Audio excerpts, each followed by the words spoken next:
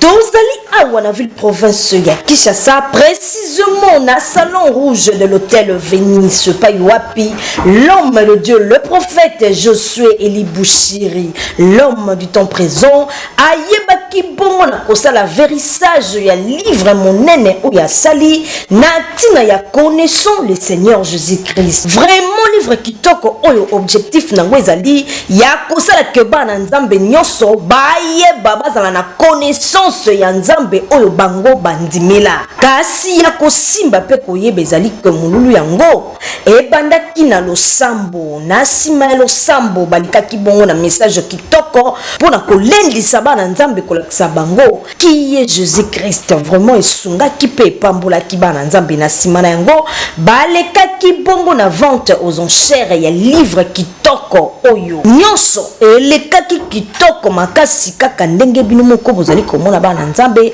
basepelaki na livre yango basombaki massivement. Vraiment esungaki pe pambolaki tellement ambiance ezalaki totale pe parfaite au peuple de Dieu barépondaki massivement na tina ya vérissage tope baptême ya livre oyo nyonso esalimaki kitoko kaka ndenge bino moko bozali komona tala tina na suka na nyonso ye moko l'homme de Dieu le prophète Josué Eli Bouchiri, l'homme du temps présent motonzela azangaki maloba te na micro ya isetebo ka ndenge ni alobaki.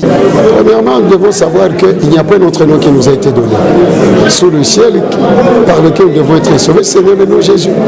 Moi, ce qui m'a poussé, c'est pas moi, c'est le Saint-Esprit qui m'a demandé que j'écrive le livre avec comme thème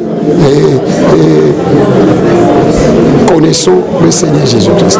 Donc nous voyons, connaissons, moi aussi y compris, à se procurer le livre et combat qui s'est laillé, d'ambre à connaissance. Maintenant là c'est encore dans notre église, ministère de restauration de toutes les nations en Christ, MRTLC, sur route de Mata numéro 1, à côté du centre supérieur militaire en Bizaozo. Mais batomi balé bakotambola, zela mogote soki bayokanite boyebi nde kangolaka. Esengeli to yeba nani otondimeli.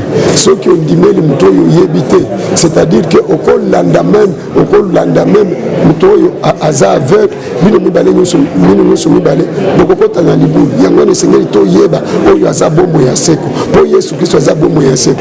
Parce que esengeli to yeba que un jour tokobima vina biso kosuka.